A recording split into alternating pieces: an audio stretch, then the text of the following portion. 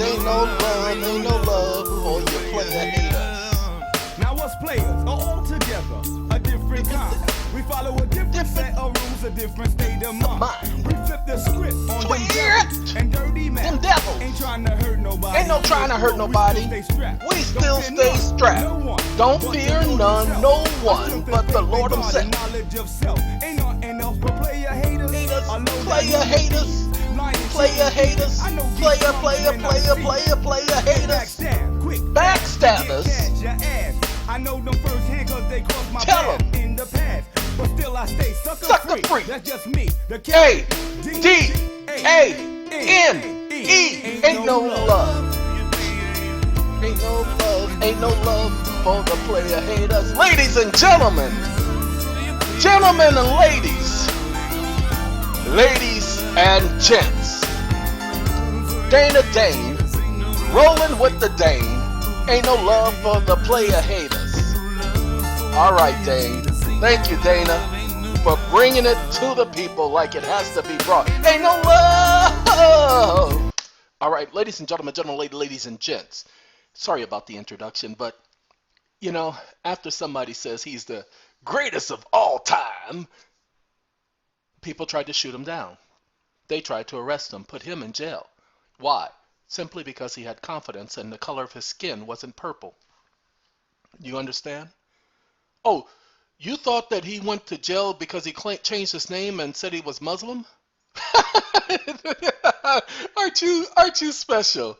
No, he was sitting up there being a person of pigment, person of color, and he said that he was the greatest. He had confidence in an era where you could not be black and have confidence. You don't believe me?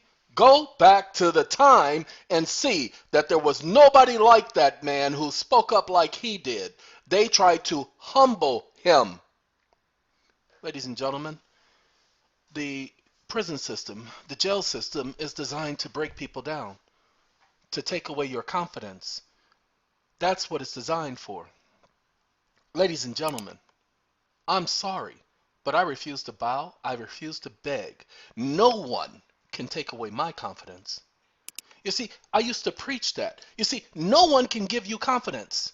Not a single creature on this planet can give another person confidence. You cannot get it from anyone else. You cannot buy it from anyone else. Confidence comes from within. It comes from your view of yourself. That's where confidence comes from. So let me explain to you why there ain't no love for the player haters. There are going to be those out there who are going to say they knew what I've already put up yesterday about the infinite state. Ladies and gentlemen, if they knew it, then how come they weren't talking about it? They're going to say they were talking about it, and you're going to go and see that they weren't. You're going to go and see that they were talking about that particular statute. They were talking about the infinite state. They were talking about the trust, but they did not explain that that statute defines a trust. I guarantee you it was written that way on purpose because you know Congress don't write nothing unless they know what they're writing. So that you couldn't say, but they didn't tell me that, Your Honor. I didn't know. They'll say, nope, it's right there in front of you. What do you mean it's right there in front of me? It's right there in front of you. It says it right there. Everything you need to know is right there in front of you. Have you not heard them say stupid things like that before? Because they're thinking you're supposed to be able to read their junk. Because they write it in legal terminology. Ladies and gentlemen, legal terminology is not permitted at Equity. You didn't know? No. Okay, I'll explain it in just a moment. Now, what I want you to do is go to the internet and type in Maxims of Equity. Okay, just Maxims of Equity. It did the PDF thing, but we can do Maxims of Equity PDF. Okay? And look, PDF, the nature and history of equity. That's where we want you to be. Because we're going to talk about some of the maxims of equity. And when I talk about them, I'm going to explain it as I talk about them. Now, hold on. This is written by the Oxford University. Okay? So I'm going to suggest you go over this. Why? Because they're going to explain equity. They're going to give you the historical background. They're going to help you understand the role of equitable maxims. Now, if you notice here, the very first thing it says cases to remember, and the very first case you see is 1615. Why aren't there any cases prior to that? Because it was in the 16th century This is the 17th century. When you see 1615, that's the 17th century. No, in the 1500s, the 16th century is when they had their first case at equity in the king's court through the chancery court. Okay? Thus, the modern era of equity.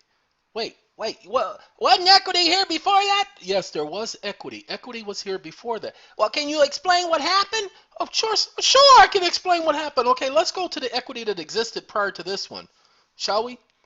Ladies and gentlemen, during the 3rd and 2nd century BCE, before the Common Era or before Christ, the Jews went away from reading the law to expounding on the law. What do you mean by expounding? Well, when you expound something, you enlarge it. You make it bigger. They made the law bigger. Man, they made it humongous. I mean, the law became obese. Is that like they do these laws now? They make it so much that them books fill whole rooms and buildings and everything all on just one law? That's right. They expounded on the law like they do today. That's where the history comes from. That's why they do it today, is because they're going back. But who did that? Oh, it was the Jews. The Jews? That's right, it was the Jews. The Jews did this. How did they do this? Well, see, they had what was known as the law. It was called the Mosaic Law. But it was only 613 laws. There were not 614, 618. It was finite. 614 laws dealing with every single aspect of an individual's life. It had a foundational law or commandments, 10 of them, which were foundational. Okay? So they basically set the structure for the entire law. Thus, it was equity. What do you mean? An eye for an eye, a tooth for a tooth, equal, justice, that thing. Really? That's correct. However, they started saying, well, if you're not allowed to do this, then that means you can't do this either. And so they started adding the eithers. And then they started adding the others. And then they started adding the neithers. And then they started adding the fithers and the mithers and the bothers and the tiders. And they just went buck wild crazy, adding all kind of junk. You know, the Bible says God's name is holy. But they said if God's name is holy, well, he is the most holy thing that there could be in existence. So if his name is holy, it is too holy for us to pronounce. So they started the tradition of not pronouncing God's name out loud. It actually became an oral law, not in writing. They orally made the law. So it was called the oral law tradition. Oral? What do you mean by oral? Well, basically, they just uttered it, and it became law. So they made the oral law. Man, if you look at them oral laws, they wrote them down now, but them things are they're far, man, they're humongous. And thus, equity. They expounded on the law and they created man's form of equity. Not God's form, not the biblical form, man's form of equity. Well, what's God's form of equity? Oh, that's simple. Remember Adam and Eve? Well, see, when God created Adam, Eve wasn't around. Okay? And he says, hey, he blew into the body of the man that was lying on the ground, and he was just a dead person, just dead soul. And so he blew into his nostrils, and it says he became a living soul, a living person. All right. Person, that's not, no. Get rid of that. See, people, you don't play with their words. Okay, I'm not using their words. I'm using the regular words. So when you hear me say person, I'm talking about the regular person. I ain't talking about that legal terminology person. That legal terminology person will get you in a lot of trouble. Leave that fool alone. Okay, this ain't about no legal terminology. We just talking. Well, he breathed into Adam's nostrils the breath of life, and the scriptures say Adam became. So that means he wasn't before, but he became a living soul. And so he said to that living soul, he said, look here, living soul, I'm not even going to give you a name yet. I'm just going to call you man. He says, you're just going to call me man? Be like, I'm just going to call you man. He'd be like, hey, man. Hey, yo, what up? Okay, so he just called him man. All right. He says, now look, you see that tree right there? What tree? That tree right there. What tree? That tree right there. Oh, that tree. Oh, God. He says, you see that tree? Yeah, that tree, the one you just pushed my head up against. All right. That tree is my tree. You keep your hands off my tree. Don't go near my tree. Don't even look at my tree. That's my tree. See them trees right there? Look at them. All them trees. No, hold on. Let me pick you up. All right, now you see all of those trees? Oh, man, those are a lot of trees, ain't it? Yeah, all them trees for you. All right, you get to pick any fruit you want to off each of them trees. They're all edible. So you go right ahead. All of them have fruit. Every single tree has a fruit on it, so you have these different fruits you get to eat to your heart's desire. Okay, and then, hey, wait, hold on now. That ain't it. You don't just get to go start chomping. Look, here's the thing. If you wait till morning, hey, when that dew falls off those leaves, each one of those trees will have a different flavor. Yeah, that's right. You'll have your own Kool-Aid. You get to, that's right. You get to make your Kool-Aid and drink it too. All right, there you go. All right, move on. Wait, hold on. We ain't finished here. Like I said, leave my tree alone. You mess with my tree, I'm going to mess with you. I'm going to put my foot so far up your anus, you're going to think you had a root canal just the opposite way. A root? Ooh, that sounds like that'll be painful. You better believe it will. So leave my tree alone. Now look, like I said, all these other trees you can eat till you're satisfied, but that one you leave alone. Now you need to cultivate this ground. You need to build this place up because this is your home now. All right, I made this for you. This is your home, and I'm giving it as an inheritance to you and to your offspring, your children. They're the beneficiaries. Yeah, you the trustee. Okay, you the trustee, okay? Your responsibility. I'm putting all of the weight on you. All right, so don't mess up. There's your trust agreement, ladies and gentlemen. You had the grantor, Jehovah, God, telling Adam, the trustee, what his responsibilities and duties were, and he put restrictions on him. Now, hold on. He did one thing further. He listed the securities, the property, the assets, and he told Adam what he was to do with those assets, how he was to hold it in trust for what? Who? The beneficiaries, his offspring. Now, the plan was workable because he could do the work, and guess what? It didn't last forever because it went to the offspring. I.e., there is your express trust. Not constructive, express. Now, you know how they got these express trust, constructive trust, and bona fide venture trust, and Arnold Schwarzenegger trust, and all these other trusts that they could be creating? It wasn't like that at first. There was just one trust. And it wasn't the Godway trust, okay? In God we trust. It wasn't that type of trust. It was just basically, I make the rules, and I'm going to be fair. That was equity, ladies and gentlemen. That's why the whole law, the whole 13, you added another law. So you just like them people. The 613 laws or commandments that was given to Moses, book of Leviticus, book of Numbers. See, Leviticus, meaning law. And book of Deuteronomy, I said Numbers. Book of Deuteronomy, meaning second law. Okay? So, 613 laws. That was it. No more. Those were the instructions. They were easy to follow. Why? Because it was basically summed up in this one little phrase. Love your God with your whole heart, mind, soul, and strength, and love your neighbor as yourself. Just as simple. That was the law. All 614 laws were summed up in simply one phrase, the law of love. That's all it was. It was the law of love. Love your neighbor, love your God. Not in that order. In the opposite order. Love your God, then your neighbor. But anyway, it was the law of love. That was the 613 laws. Well, man didn't stop there. They started adding to it because they needed to have the law conform to the way they felt, the way they thought things should be, how they thought it should be. I.e., now we have a new form of equity. Now, the courts use this new form of equity. It's called administrative equity. See, whenever man invents a law, that's administrative law. Common law is not administrative. Common law is the law of the Bible. Sorry. I know some of you don't want to hear that because some of y'all, I don't believe in the Bible. Ain't nobody asked nobody to believe in the Bible. How can you not believe in the Bible? It's a book. It exists. How can you not believe? Well, I don't believe it. It doesn't matter what you believe. That's where common law comes from. You cannot say anything contrary because that's where it comes from. You cannot take it and reinvent it. You cannot take it and reshape it. That is the history. You cannot change history. But they change history all the time. I said you can't do it. I don't give a what they do. All right, so let's finish because we have a lot to talk about. So this is to let you know that's why Oxford starts with this case here, the King's Court. This is King James period, okay? This is the period where King James was ruling because that's where he authorized the King James Version was 1611.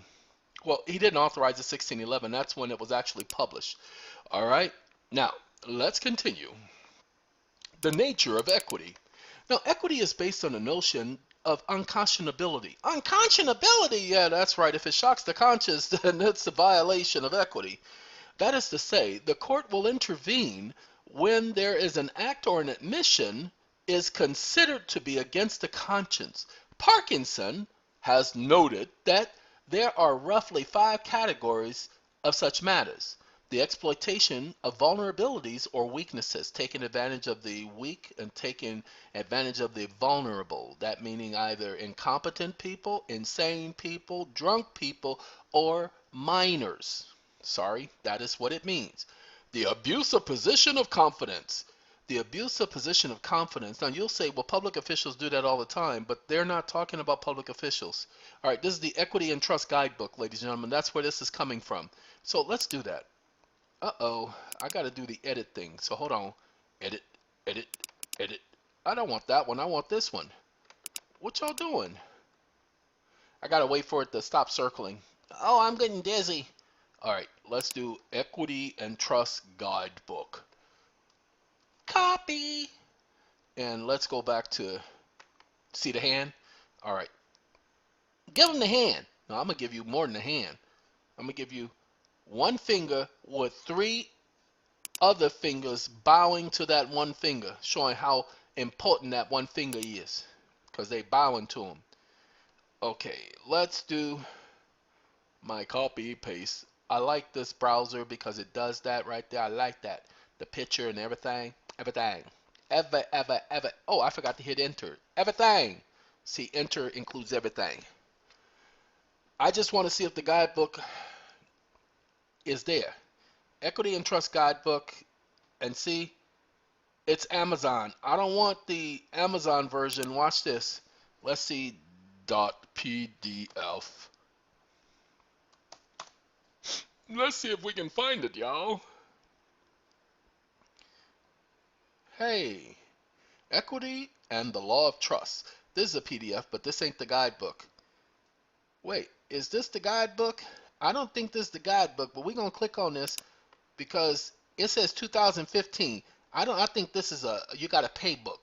I don't want to pay. So, y'all hold on one second. We're going to be right back. Sorry, ladies and gentlemen, it's been about 3 hours since I put you on pause and came back.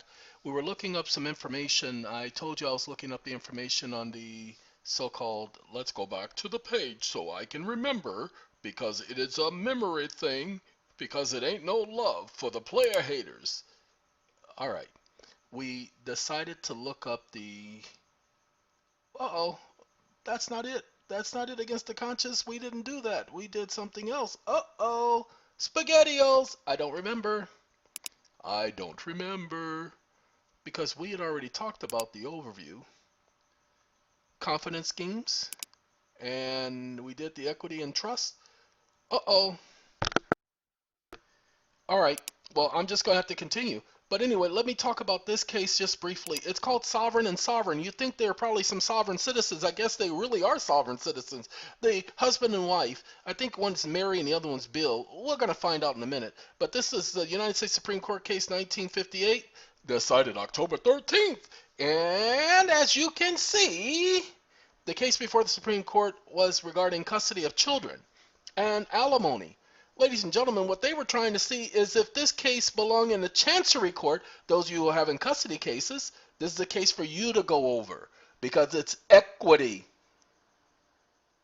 Now, I was talking to someone earlier today. His name is Mr. Rice. Mr. Rice was telling me that some people have been having success as listing their children as property because they're listed as an inheritance. Pay attention, an inheritance, and that is a pay attention equitable term. And remember, they're holding your inheritance in trust. Well, anyway, the case before the court squarely presents this issue. Does the Court of Chancery, Equity Court, have jurisdiction over the allegedly abused and neglected children of a marriage if the bill, the complaint, remember, if there must be an order if there's a bill. I'm the farmer of the bill. Anyway, filed is addressed solely to their welfare and contains no prayer for annulment or divorce. To put it in other terms, is the Chancery jurisdiction as to custody of such children only subordinate or auxiliary to some other well-recognized subject of equity jurisdiction? Some other. They're saying, is it recognized in Chancery or is it not recognized in Chancery? Is it equity or is it not equity? Or in the alternative, is the custody of such children and in itself proper, in and of itself proper, a proper sphere of equitable jurisdiction? Of course it is. We can conceive no few topics of equal importance. This is when they try to sound all high and mighty to our people as the divorce rate soars and as the children of the marriage are cast without. A few such tragedies are too many. When tens of thousands are affected, it becomes a national reproach. We approach the issue with tender humility, consoled only by the thought that our scheme, pay attention of things, such decisions must be of necessity made by those on the woodstock, however improper its attainments. So let's continue, shall we? The action before us in Chancery comes to us from the Court of Bay. The residence is a petitioner, Will Sovereign, Billy Sovereign, and Bill, I'm the farmer of the... Anyway, the petition prays for an annulment of his marriage from Mary K. Hey, Mary, what's up, Mary? Determining property rights, award of custody of their son. Now, hold on, so that you guys understand something. Let me show you how they double talk, how they do this backstabbing stupidity. Okay? And what state was this in? Come on now, go on down now. Come on now, what state you in? Michigan. Michigan, this is the Michigan Court. Supreme Court of the Michigan, y'all. 1940, 40-something. 48, 40, 40 mate. Okay, let me show y'all where they do the double talk. It says, the case before us is squarely presented this issue. Does the Court of Chancery have jurisdiction over the alleged abuse of neglected children if a marriage, of a marriage, if the bill filed is addressed solely to the welfare and contains no prayer for annulment or divorce? Hold on. They say that's the question before them. The action before us in Chancery comes to us from the County of Bay. The resident of petitioner, William Sovereign, the petition prayed for annulment of his marriage. And award of custody of the son. I thought they said it was only for custody. Now, notice what it says. Now, the defendant mother, she comes in and she asks for injunctive relief. These prayers were coupled with the traditional invocation of the Chancellor's power. Such other and further relief as shall appear agreeable to equity and good conscience. See, equity and good conscience, that's what we're talking about. Process was served personally upon the defendant in the city of Saginaw by Deputy Sheriff Howard Moutron. No question is raised as to the validity of the service. The defendant thereafter entered a special appearance for the sole purpose of making a motion to dismiss the petitioner's petition to annul the marriage, award custody, and determine property rights for the following reasons. Now, we're not worried about the following reasons. What we are worried about is whether or not they acted in equity. whether or not the court proceeded in equity. You see, that's where you have to go. Now, I know they're going to, because we're talking about the welfare of the boy, the young boy sovereign. Okay, he's a sovereign. So the young sovereign, we're talking about his welfare. And I hope everything turned out all right for the young man who, this is 1948, so he would be, man, he'd be in his late 60s, early 70s. Okay, he's 12 years old in 1948, so he'd be in his 70s.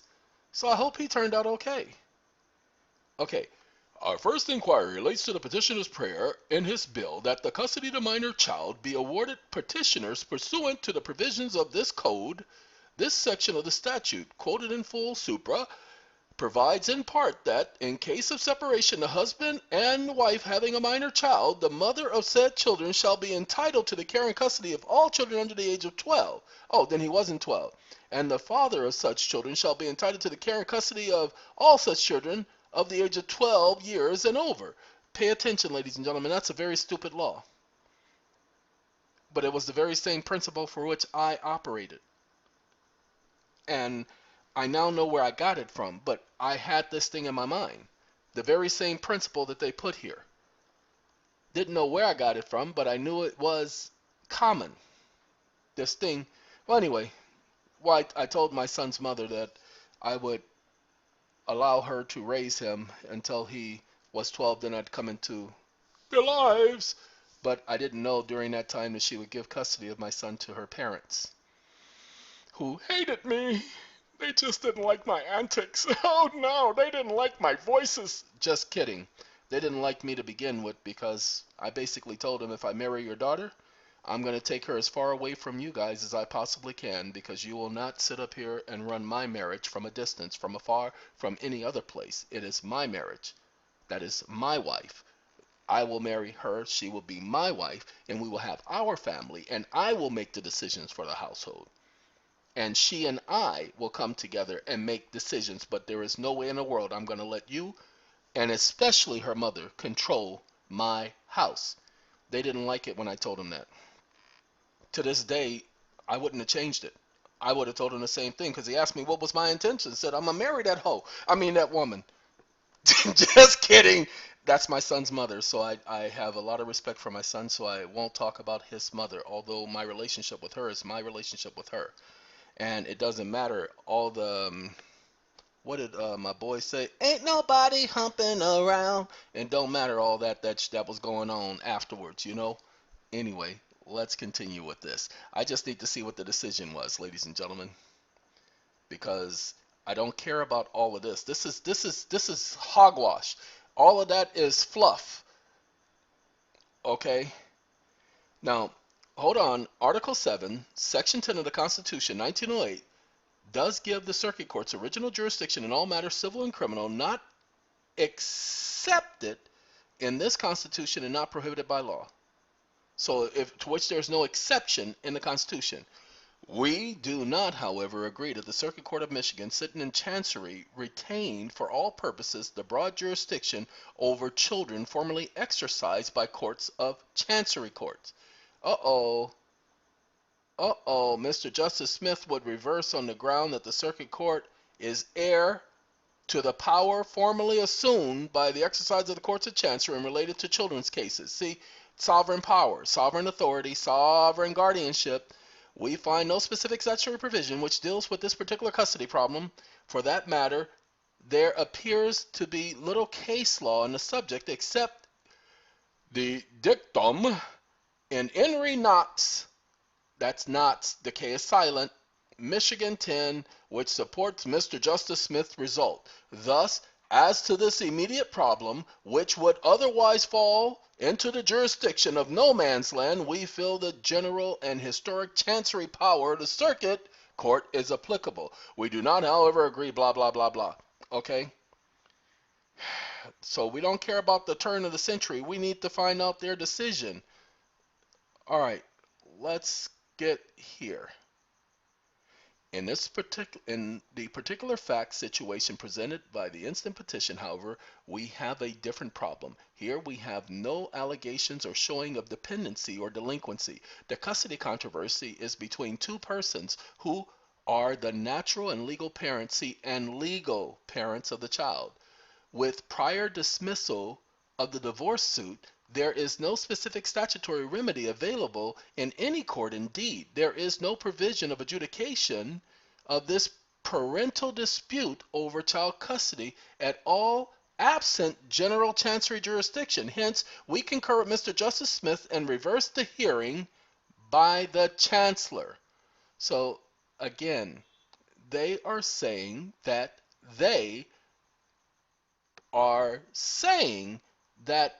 the dispute over the child custody is general chancery. It's a equitable decision. Okay? And that's why they reverse it. Now, we don't know what the decision was. So, I'm not going to go back through all of this stuff, okay? Because it doesn't tell us exactly what because I'm not going to go through the whole case, y'all. I'm tired. It's been a long day. And it's going to be a long week. And so I got to finish putting together this video and getting this stuff to y'all. So give me a second. Let's see if we can. No, I'm not going to do that. Y'all go read the case. Those of y'all who got custody issues, if it is a custody issue, you're going to find that they have decided whether or not you can be before an equitable court. So let's talk about equity, because you're going to need to know equity, people. You're going to need to know equity because this is how they're operating. That's why you keep hearing them talk about it. Equity and Trust Guidebook. The history and nature of equity. Equitable remedies. The nature of equity. Historical background. Earl of Oxford case in 1615. That's that case we were talking about. That's one of the first cases that was heard in the King's Court. Okay, the High Court of Chancery. The King's Court. This is King James. But King James is not our king, is he? But again, that's the law they're going by. They're going by that civil law stuff. Y'all know what they're doing. Now, y'all pay attention. Equitable maxims. Now, we're going to talk about those maxims like we promised. Equity follows the law. Equity follows the law, but I thought equity was before and after the law, that everything is equity. That's correct, but equity follows the law. Whatever the law is, equity follows. Okay. Equity will not suffer a wrong to be without a remedy. Equity will not suffer. Why would equity suffer? No, it's saying equity will not tolerate a wrong to be without a remedy. So there must be a remedy for your situation. That's why you hear people say, "What is my remedy?" Okay? That's why you hear them say that. Whoever seeks equity must do it. Oh my God, they're doing it. Look at that. They're doing it right there in the middle of the court. That is a shame. That is so No, that's not the doing it they're talking about. He who seeks equity must do equity is what it's saying. So if you're going to be fair and you're expecting people to be fair, do unto others as you want them to do unto you. You see how it fits? The golden rule? That's how they structured equity, people. When equities are equal, the first in time prevails. When both sides have an equal right to equity, whoever came there first to bring their complaint is the one who gets equity. Just that simple. Whoever comes to equity must have clean hands. Mama, I wash my hands. I wash my hands every time I touch something. I just wash my hands. No, that's not the clean hands it's talking about. It means you must be fair. You must be honest. You must be just. I.e. the golden rule. Equity is equal. Equal. Equity is equal. Equal. Equity is equal. What is it equal? It equals equity. Equity equals equity. Equity equals.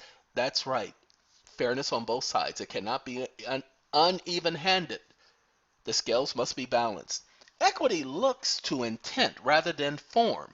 Ladies and gentlemen, you write a contract and you put it on a piece of paper, you put it on a piece of butterscotch, you put it on a piece of toilet paper, you put it on a piece of documents like a wall or a table or a television or a door. That's not the issue. It's the intent rather than the format. So do you have to use their form? No. Do you have to use their format? No. It is the intent. Ladies and gentlemen, go look at our POA. Those of you who have the, what do you call it, SAT packs. Each SAT pack comes with a POA that the people fill and they attach their birth certificate. You didn't know, so we're going to tell you. Look at it. Read it very closely. It is a trust agreement. It is written in equity. It was written that way. That's why it took so long. That's why it's 16 stupid pages. Not stupid pages. Okay? There you go. It has your trustee. It has the responsibilities, duties. It has the securities. It mentions that. It has the ownership. It identifies the trust. It puts that law in there. Puts that code in there. Y'all need to pay attention. This is what we told you we were focusing on. Pay attention because most people don't pay attention. We were focusing on one thing. Helping people attain the age of majority and gain control of the securities held in their minor account. That's why we're still talking about it to this day. Sure is. All right. Equity considers what ought to be done as done. Oh, man, you ought to be getting that done right now. Oh, it's already done? Okay. Well, it doesn't look like it's done. You're still, oh, but it's already done. Okay, but look, you're still, okay, it's already done. See, equity considers what ought to be done. Excuse me, Your Honor. But may I say, you're supposed to be operating in equity. You're supposed to be doing what's right. Okay, so I'm going to just proceed as if you did what was right because equity says that if you're supposed to be doing right, you've already done it. So I'm going to go by you've already done it. I don't want to hear I don't want to hear that. Equity says that you've already done what you should have been doing. And if you ain't did it, then that means you're in contempt of justice. Not contempt of court. You're in contempt of justice. You're in contempt of equity. You don't want to be in contempt of equity. Oh man, that right there is something else. You don't want to be in contempt of equity, Your Honor. Okay, ladies and gentlemen. Do you somewhat understand? Let's continue. Now, equity acts in personam. What? Equity doesn't act for the class, it only acts for the person? That's correct, ladies and gentlemen. So just hold on. Equity does not aid or assist a volunteer. What do you mean equity ain't gonna help no volunteer? Well, ladies and gentlemen, if you volunteer, such as servitude, if you voluntarily submit to servitude, you have no right to complain that you are being held in servitude. Equity will not aid you because you volunteered to servitude, just like when you plea in a court. Equity will not come to your aid because you volunteered to submit yourself to that jurisdiction. Equity assists the diligent and not the tardy. Equity will not assist you. Who is equity? Don't worry about it. Equity will not assist you if you waited a whole 5 years to sit up here and bring forth an issue. If you wait 20 years to bring forth an issue, that's why there's this thing called a statute of limitation. Equity will not assist the tardy. Oh, you're late to class, son. You know, you got to go sit in the back of the line, and if we get to you, we get to you. Y'all know how that is. All right, ladies and gentlemen, that is equity. Now, why are we talking about this? Because this goes directly to what we're going to be talking about next. But what I'm asking you to do, download this, read this. How many pages is it, bruh? Let's see, ladies and gentlemen. It's only 10 pages, ladies and gentlemen. I'm certain you guys can read 10 pages. Put it in your natural reader and let it read it to you.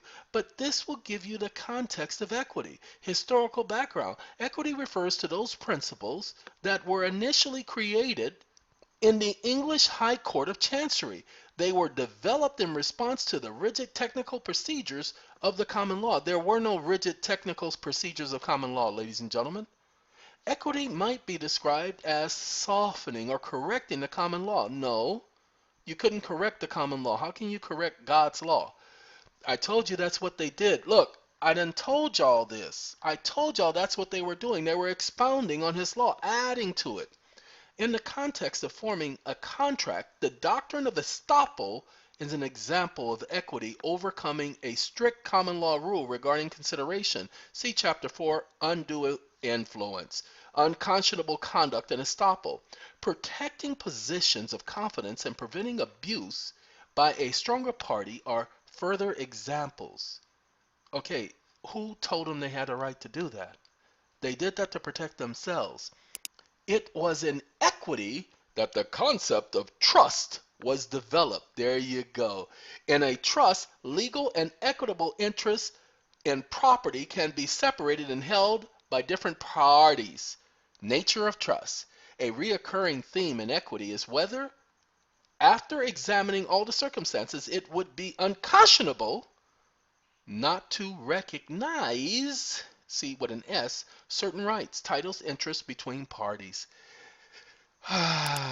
It is unconscionable for this court not to recognize my equitable rights.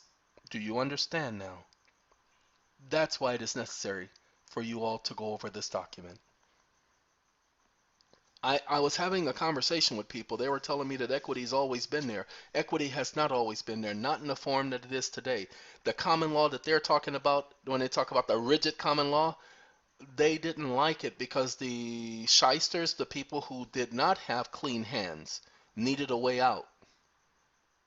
Okay? Now, I'm going to read this part. There is no binding precedent with respects to petition. Each case was considered on its merit, where the application of a common law would be harsh or unjust. The chancellor might, according to his conscience, provide relief and equity. Ladies and gentlemen, who said the consequences of common law were harsh? Oh, well, it said an eye for an eye, so that person got their eye snatched out. What made that harsh? That means that that person would see better because he wouldn't do it again. But they said harsh. It was not harsh.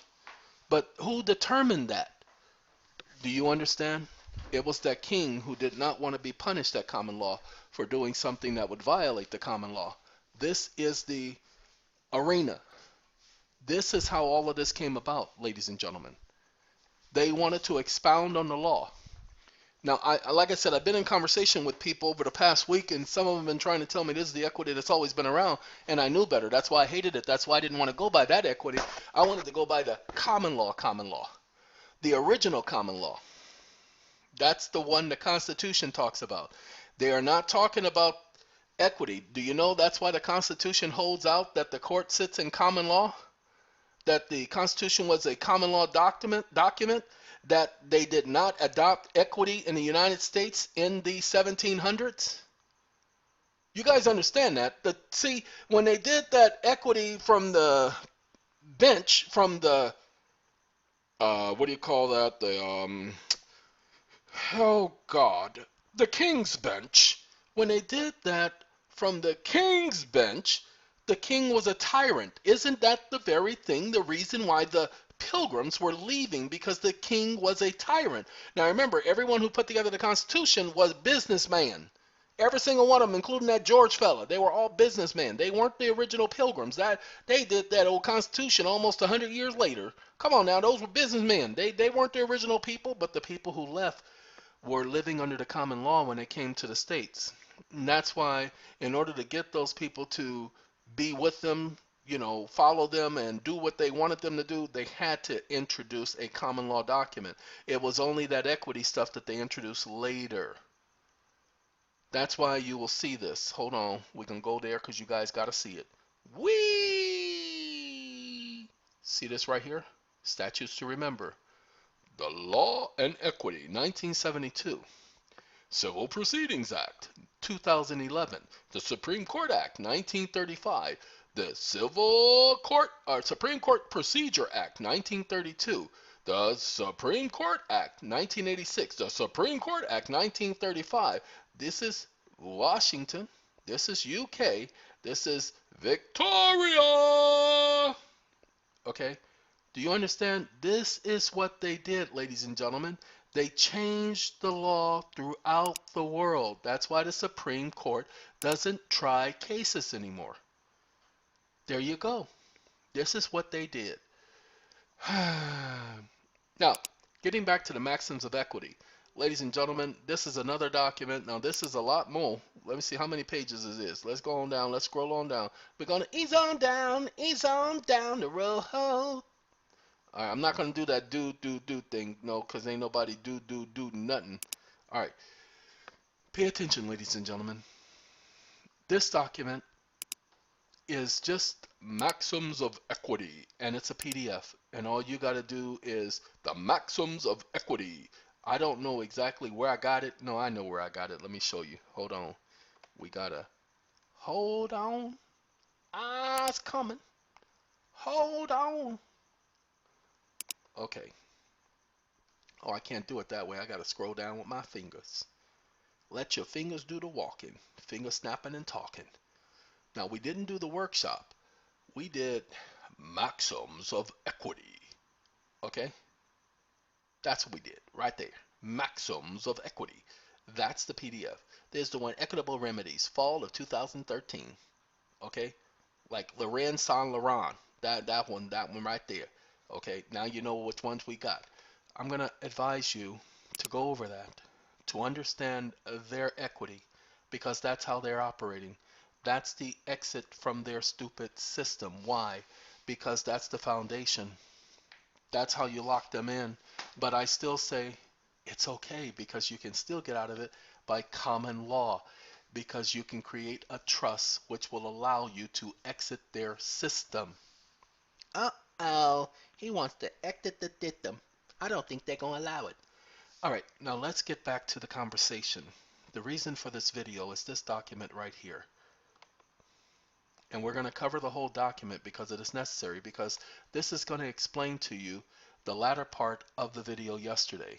So we're going to cover the whole document. It's only 4 pages, okay?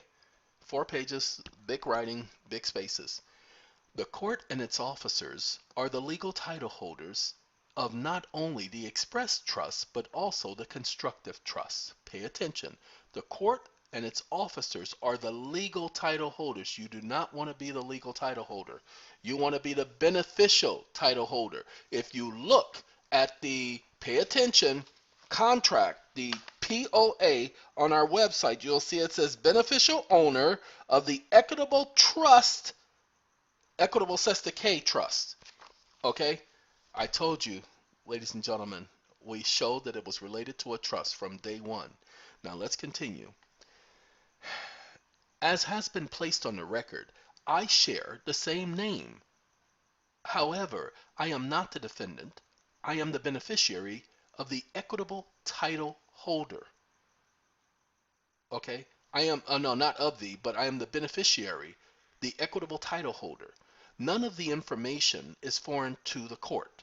This matter must be, or must proceed in equity. Failure or refusal to proceed in equity under exclusive jurisdiction will constitute contempt of justice. Elements of a trust. The settler-grantor-truster intended to create a trust which is perceived by the reasonable observer, as in the case of the New Deal and the several federal acts and associated state regulations. Yes, when they came up with these federal acts, the Emergency Banking Relief Act of March 9, 1933, otherwise known as H.R. 192, and we're not, I didn't even, I'm sorry, no, this is not H.R. 192, that's the Gold Obligation Act, is H.R. 192. This is the Emergency Banking Relief Act. Okay, this is where they took away your rights. Okay, then the Social Security Act.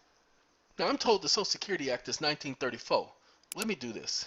I know the Social Security Act may be 1935, but somebody said something like that to me today, and I told them I'm going to correct that because I'm doing this video, and I better correct it because I don't want anybody to be, if loving you is wrong, I want to be right.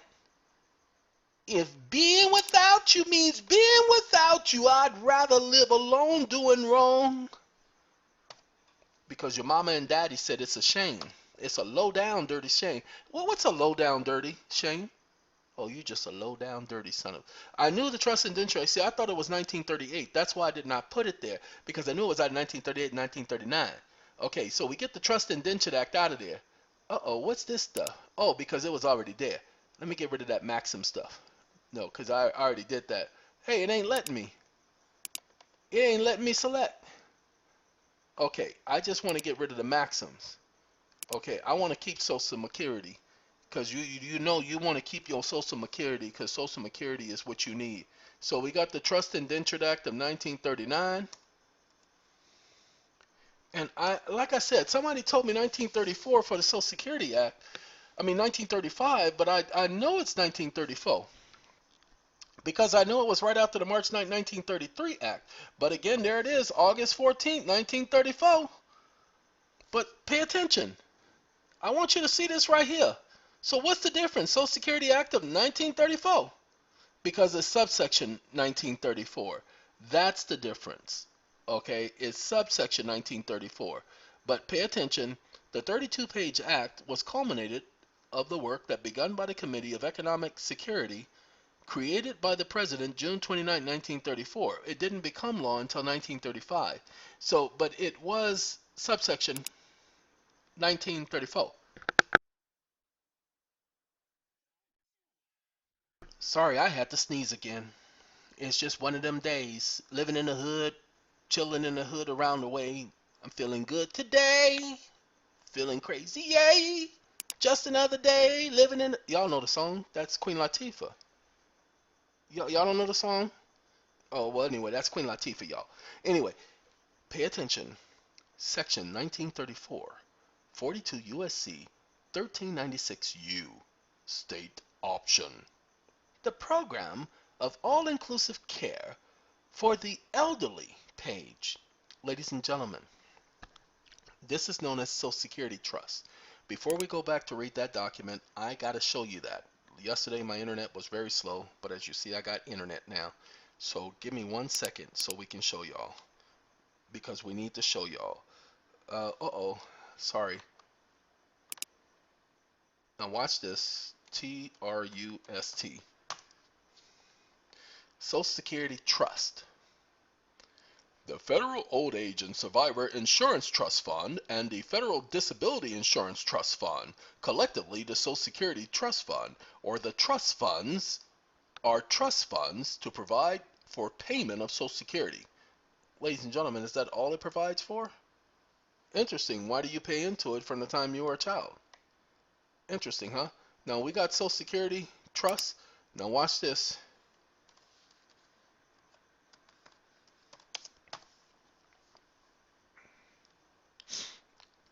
Government Funds Management Program, Treasury Direct, the U.S. Treasury Trust. Pay attention. I did not say anything. I did not, ladies and gentlemen. Okay, it's a mutual fund, the U.S. Treasury Trust. Objective in Bolton. Okay, the fund investment objective is to seek high current income exempt from state. Trust fund data, Social Security, Federal Trust Fund accounting guide. Federal Trust Fund. Ladies and gentlemen, there are trust funds all over the place. Wait, hold on. So that I want y'all to see, because I'm not making this up, to let y'all understand what's going on. Look, this is the BlackRock Liquidity Treasury Trust Fund Institution. Treasury Trust Fund Institutional Shares. BlackRock. Treasury Trust Fund, Institutional Shares, Investment Objective. Treasury Trust Fund seeks current income as is consistent with liquidity and stability. I'm not making this up. People say, well, that's a private corporation. It ain't the U.S. government. Really, it ain't the U.S. government? But this is the U.S. government, even though the Social Security Administration is a private corporation. The Federal Trust Fund Accounting Guide, Instruction, Trust Fund, Trust. Let's click on this one. Because again, we told you that that's all they're doing is dealing in trust. And this is the Bureau of Fiscal Services. And guess what? Page not found. We redesigned the website and many of our URLs have changed.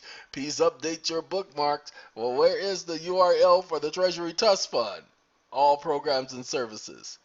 Okay, so that one is a government service. It's called the Treasury Trust Fund.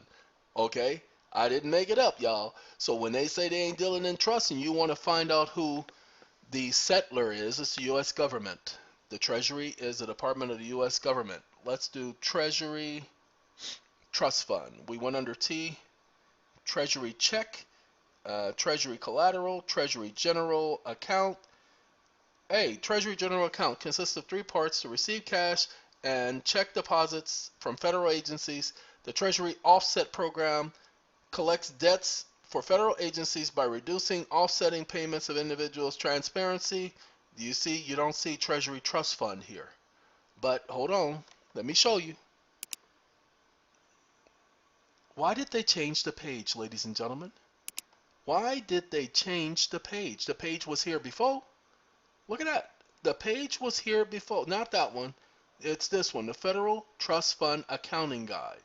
So I got to look under a different one. I know I looked under trust fund and I should have been looking under the federal. So it should have been T and the F. It should have been under F for frankincense you. Okay, hold on. Ah, it's coming.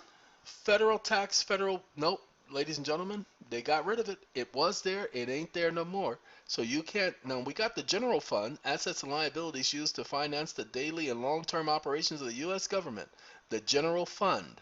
Do you know this is a trust fund too, right? You do understand that, right? The general fund is funds held in trust because that's what taxes being collected are for.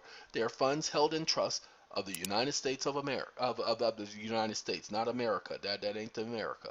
Hold on. Eyes coming. Come on now. All right. So that y'all know, so that y'all understand, when this man speaks, he doesn't just open his mouth.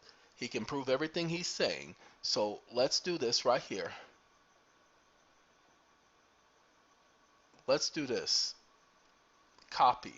Because that's the word. The accounting guide, we don't care about no accounting guide. We want the federal trust fund.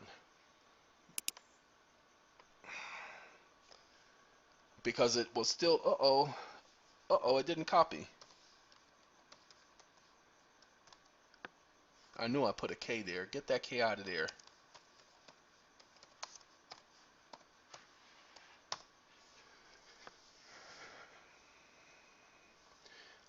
We are the federal trust fund. I mean, what are the federal trust funds? So, ladies and gentlemen, what are the federal trust funds? Interesting, ain't it?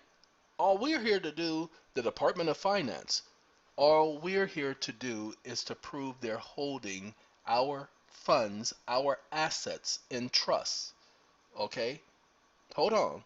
With over 3 trillion in assets, the Treasury Managed Investment Fund are some of the largest trust funds of the federal government. And this is the Treasury Direct. This is the very same section that you're going to be reading when you read that code 363.6 of Title 31. I couldn't make this up. So if you want to prove that there is a trust fund, this is how we do it. This is how we do it. La la la la la la. Let's do this. Let's see. What is the federal trust fund is an accounting mechanism used by the federal government to track earmarked receipts, money designated for specific purposes and programs, corresponding expenditure. The federal trust fund and federal government does not set aside the receipts or invest them in private assets.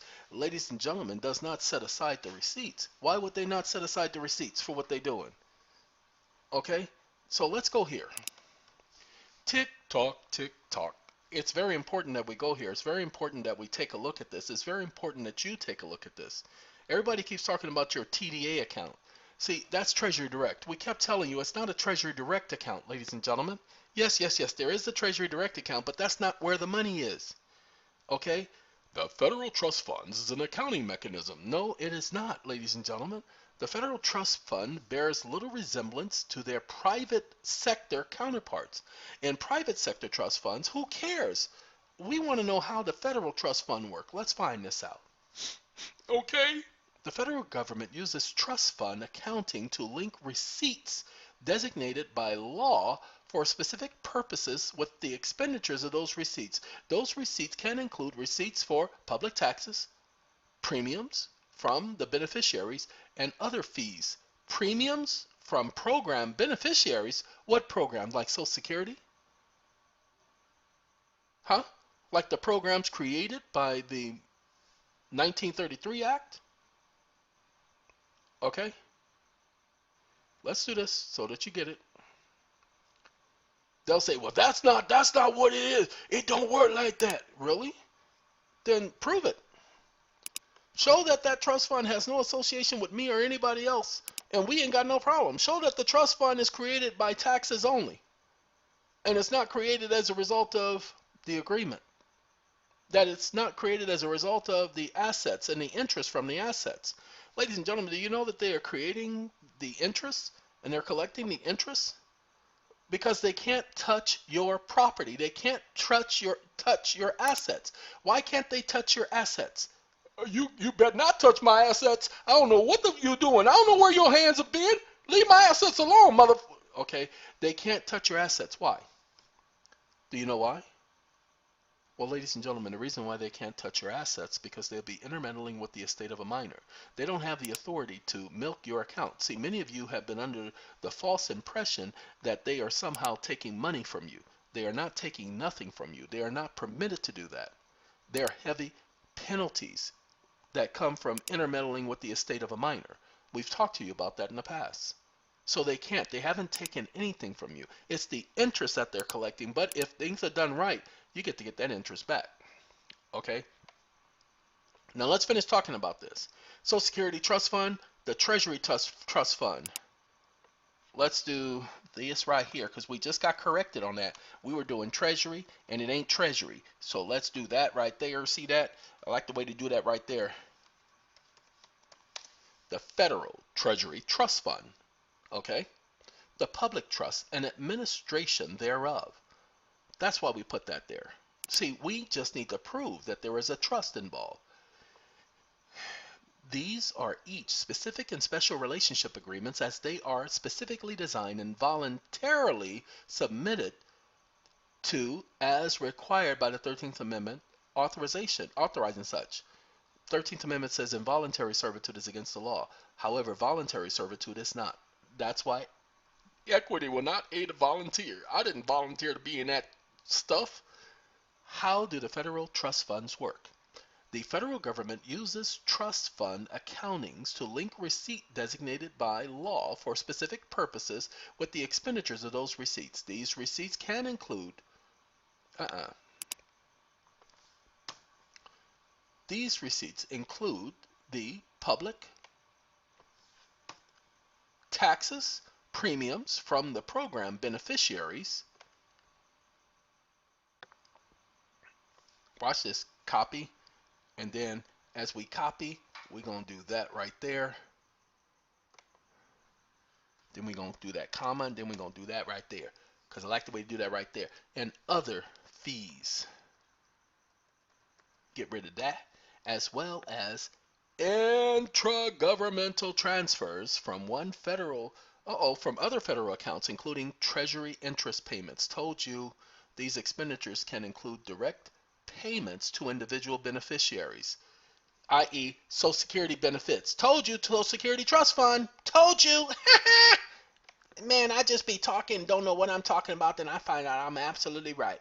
That's not true. I don't say anything unless I know what I'm talking about. It's the rest of you who don't understand that. But most of you do, but some of you can't get it. Grants to the state and local government or local governments, highway, mass transit grants, and the intragovernmental payments, the Treasury interest payments on trust fund, which is a Treasury trust fund, people, on trust fund balances, which are debits to one government account and credit to another, not net new income. Hold on, ladies and gentlemen. They're taking the interest payments and they're applying it from one account to the other. They're using an accounting procedure. But I want you to make sure of one thing so that you understand what's being said here, because you may not have got it. It says that it's payments to individual beneficiary. Social Security, it says e.g. Social Security benefits. But then hold on. This is only one program. What about the other? Grants to state and local government. Well, why are they granting it to state and local government? Well, for highway and mass transit. Okay, that's fine. But these are trust funds. This is not taxes, because if it was taxes, it wouldn't be held in trust. Wait, are you saying the taxes are held in trust, but on whose behalf and whose benefit? And then what else is held in trust? What about my assets? What assets are you talking about? I'm talking about all of my assets. I'm talking about my assets. I'm talking about my property. I'm talking about my title to property. I'm talking about all of my equitable title. What equitable title? Are you saying I don't have equitable title? Ladies and gentlemen, this is how you have a conversation with those idiots. They ask you a question, then you take that question and turn it around and ask it back at them. What equitable title are you talking about? Are you saying I don't have any equitable title? No, wait, hold on. No, don't switch the subject. Are you saying I don't have any equitable title? Let the record reflect that the court has says I don't have any equitable title, that the infant estate, referring to myself, referring to my assets, does not exist, that I am not a beneficial interest holder, that I am not the equitable beneficial title holder. Let the record reflect that. And that this matter does not deal with a trust, and that it does not deal in equity. It has no association to equity. Let the record reflect that the court has just made such an official determination. And watch and see how they backpedal. And then the moment they say something different, are you committing perjury from the bench? You just said that I did not have any assets, that I did not have any equitable title, that I was not the beneficial, equitable title holder. Are you saying on the record that there is no trust, that the trust does not exist? That's your conversation, ladies and gentlemen. You take their question and you throw it right back in their face. They won't be able to handle that. Now look, in a trust, rights must be identified, as is evident by due process of statutory provisions and the 14th Amendment, Section 1 and 4. Section 1 and 4 is the due process rights for minors. United States citizen. That's what a United States citizen is. It's an infant. It's a minor. But we've told you this 3 years ago. We told you this 4 years ago, 2015. Identification of the beneficiary, whom the property is held on behalf of, held in trust. Well, the property is held on behalf of the minor. We'll talk about that in a second. We talked about it yesterday, but we're going to cover it again. Shares, assets, property must be identified. What are those shares, assets, properties? We'll talk about that in a minute. The trust must be workable. Yes, it must be a work that. Come on, only you can work it like that. You keep on working it. There you go. Oh, I like the way you work that right there. Anyway, must have an ending, i.e., can't last forever. Did the Keith Sweat thing yesterday. Not going to do you today, Keith. All right. Now here we go. Pay attention. Those of you who ain't paying attention, all elements present. 31 CFR 363.6. A minor means an individual under the age of 18 years. The term minor, term, is also used to refer to an individual who has attained the age of 18 but has yet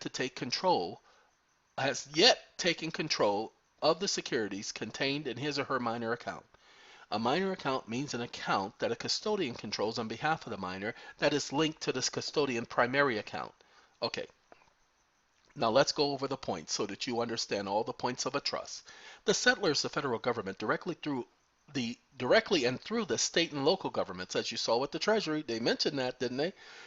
This indication is specified by the use of the lowercase state and government and other proper nouns. Ladies and gentlemen, when you see them place the word state or government or court in lowercase, that means administrative. That means that they're administrative. They are not the real thing.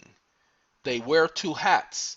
One, they say it's equity, which is administrative, and the other is statutory, which is administrative. They only operate administratively. They cannot operate constitutionally because, remember, they've suspended the Constitution, so they say, with the result of the March 9, 1933 Act. Okay. The settler, they do this through state and local governments, through various acts of Congress, and through the Age of Majority Acts. Ladies and gentlemen, that means the Age of Majority Acts for all the state, the acts of Congress. This is what allows them to operate in these so-called lower capacities, the other hats administratively. The identity of the equitable beneficial title holder is the minor, both unattained and attained, until they control the securities and shares in the trusted account. Okay? They are the equitable beneficial holder until they attain the age of majority, or if they've already attained the age of majority and have not yet taken control, until they take control. That's what the unattained and the attained means. The rights are identified. There must be rights associated. The rights are identified by the right to attain the age of majority, the right to gain. Let's do that. Let's type this in. the right to gain control of the security held in one's minor account, and the right,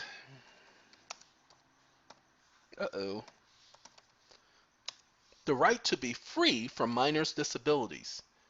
Okay, so we're gonna bold these two because that gotta be bold. Ooh, man, he bold. It didn't do it. It's supposed to do it. Let's do that. There you go. All right. The trust is workable in that the custodian, fiduciary, trustee, ministerial clerk, which is the judge, must hold the minor infant account in trust on or for the benefit behalf of the. Come on, screen, get back over here. My screen done flickered, y'all. I'm sorry. Y'all should have said stop flickering, screen. While my screen flicker, we gonna go back to Dana. Can't get that out of my head, y'all. Ain't no love. Name of the song is Ain't No Love, y'all. Okay, y'all know they ghetto. Ain't nobody use the word ain't no more. I ain't made no cake today, but I should be making some cake, but I ain't feeling tired, but I'm not feeling like it. All right, let's get back. The trust must be workable. So the fiduciary, custodian, trustee, ministerial clerk must hold the minor infant account in trust or on or for the behalf of the infant minor that is linked to the custodian's primary account. In most instances, the federal and state treasuries. Okay? We just saw the Treasury Trust Fund. Do you know your state has a local state trust fund? Shh, don't tell nobody. All right. The trust may not last forever. The trust may not last forever as it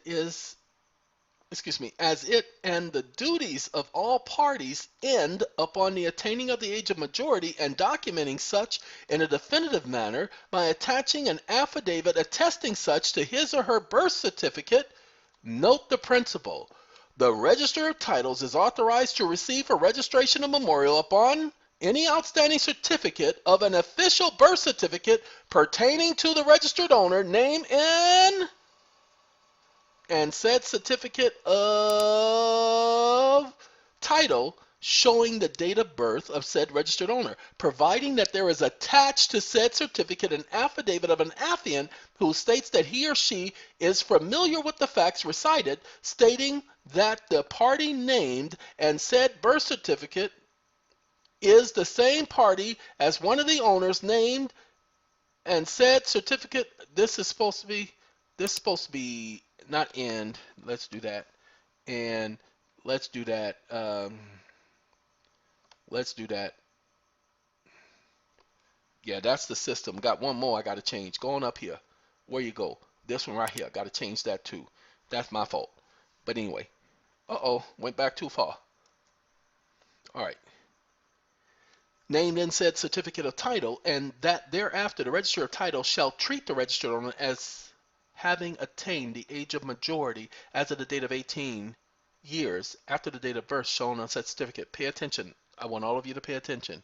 This does not require you to do anything special. Does not require you to go to the court. Does not require you to go to the Secretary of State. Does not require you to go to the Secretary of the Treasury. However, you have to have the affidavit attached to the birth certificate. Then if you don't get the recognition, now you can proceed in equity to demand such recognition. Hold on. The aforementioned is a general court rule, meaning that it applies in principle to all birth certificate attaining related matters. And administrative proceedings. A power of attorney titled, in part, EEON'S, non-taxpayer, doable power of attorney general, in fact, and here is my number from my contract, a private special relationship express trust. This video shall serve as public notice, encompassing all related matters and associated properties, is at issue invoking exclusive jurisdiction in equity. Do you understand that? This video is going to be entitled Public Notice of the Special Relationship Express Trust. This is my public notice. See, you have to publish it. Most people are not publishing their private trust information, and they're having attained the age of majority. You don't put the trust on the public. You put the notice on the public. Most of you should be doing this in newspapers, okay? But I'm going to do mine on video because I have over 18,000 subscribers and over 10 million views. I have a pretty good circulation, don't you think? Yeah, my body just circulate. Everything just circulates and percolates all up inside. Anyway, this matter does not involve a statutory or constitutional provision respecting a minor or infant. This matter exclusively and specifically involves an estate trust and the property of an infant minor under equitable law. Generally, an infant may acquire property rights, but he or she is not regarded as capable of managing his or her property. Hence, the law does not entrust him or her with the custody and control of his or her estate. The reason an infant or a minor is not capable of managing his or her own property is because they have not attained the age of 18 or taken control of the securities, assets, properties held in their minor account. A general principle of equitable law.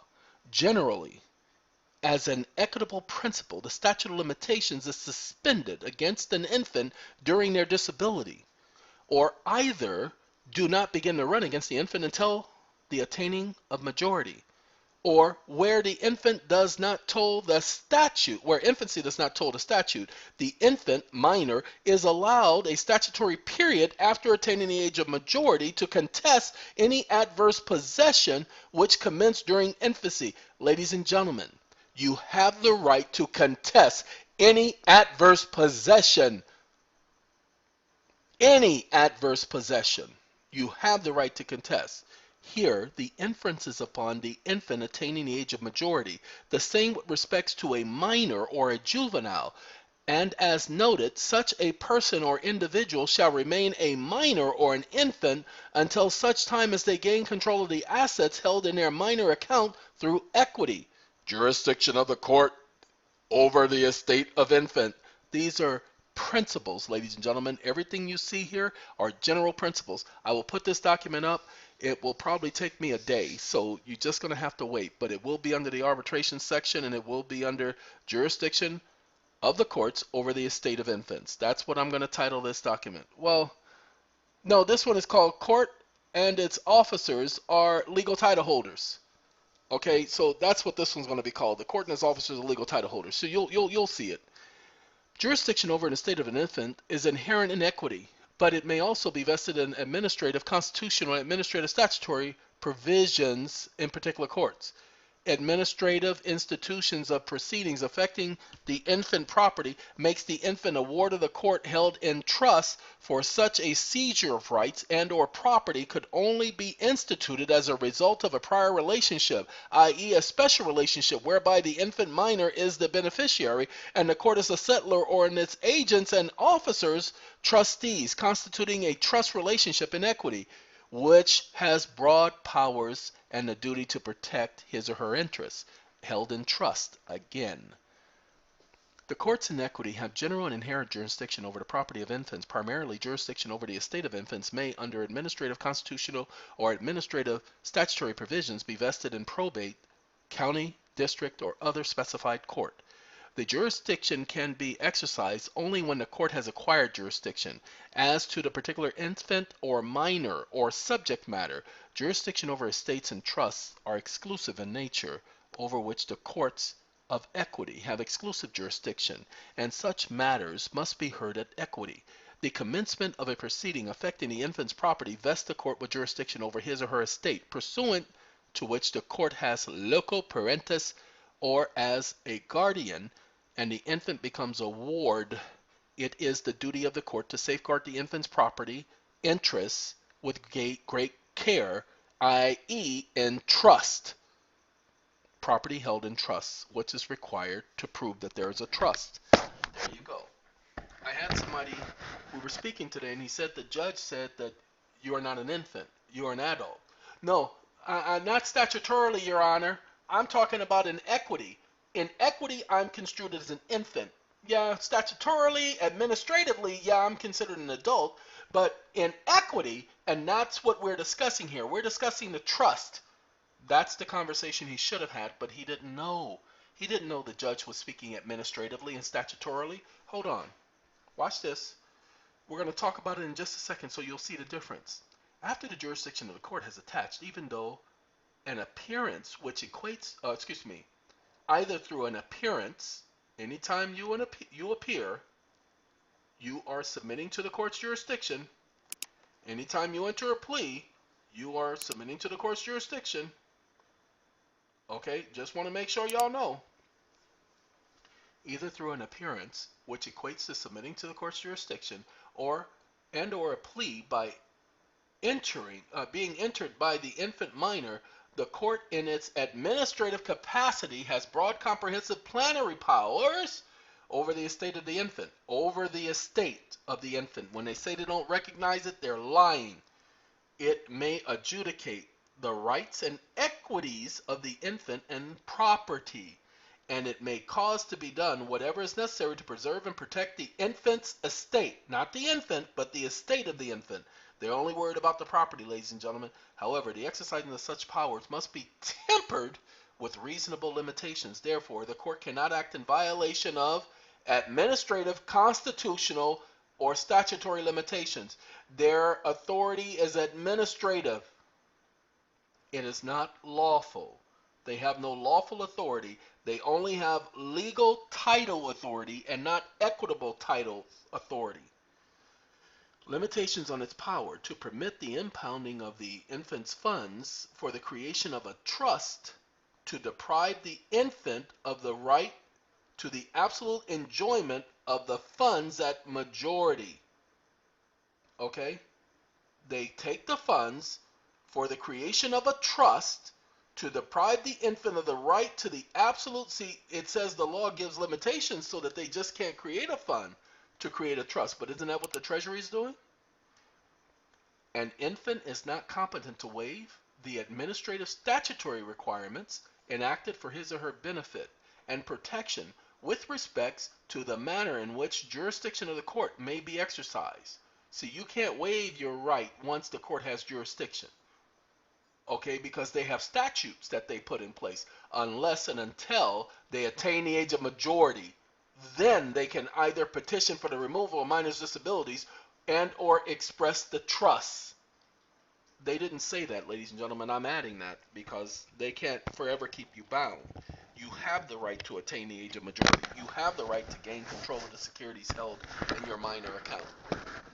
Jurisdiction of the courts over estates of infants and minors. Judicial allowance for support and maintenance and education. The court may order an infant's property to be applied to the maintenance of the infant where he or she is without any other means of support or education. Did you see what they just said?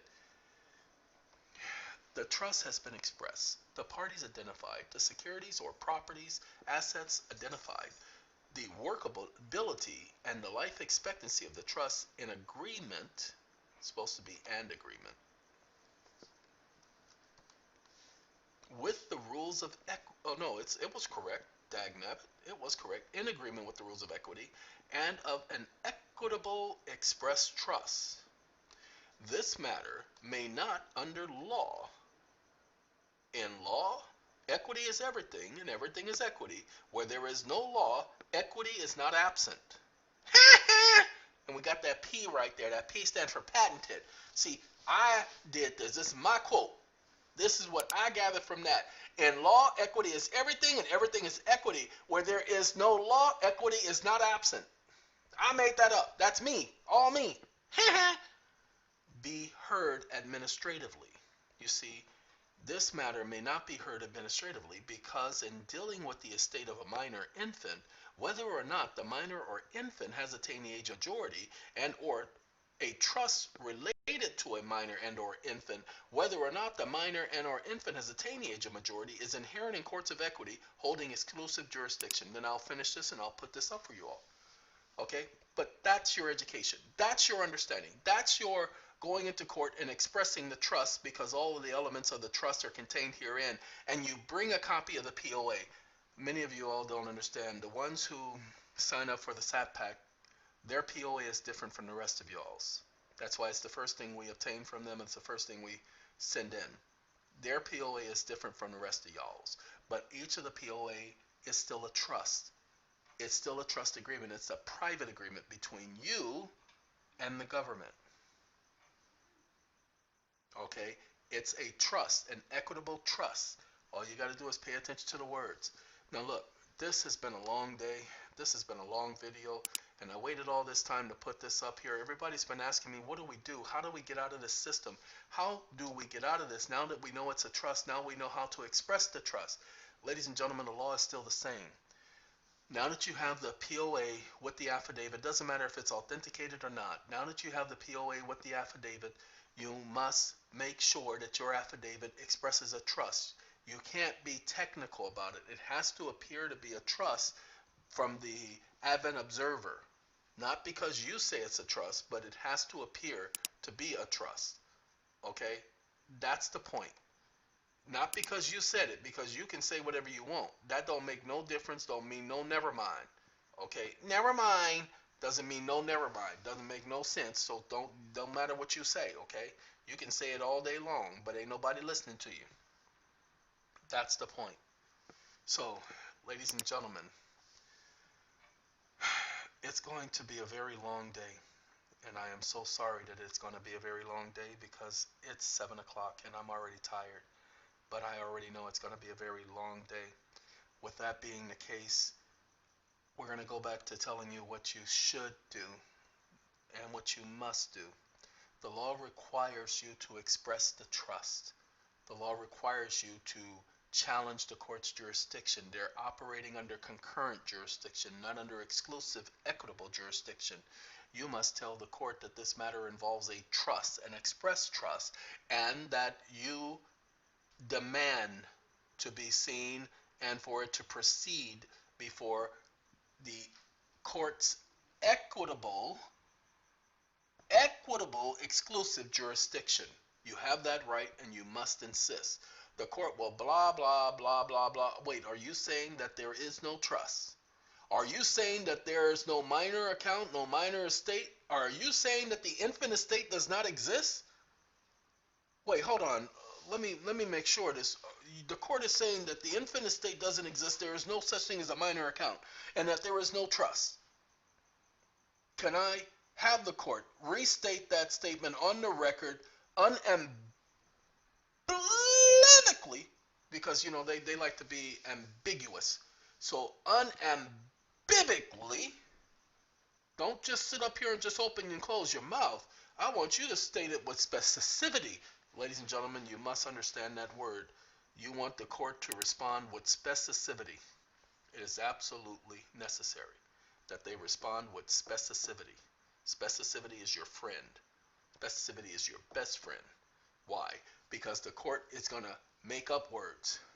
And when you see that they're veering off course, no, I just need the court, because they're going to try to explain. I just need the court to say unequivocally that there is no such thing as an infant estate respecting myself, my account, my interests, my assets, and that it does not recognize the trust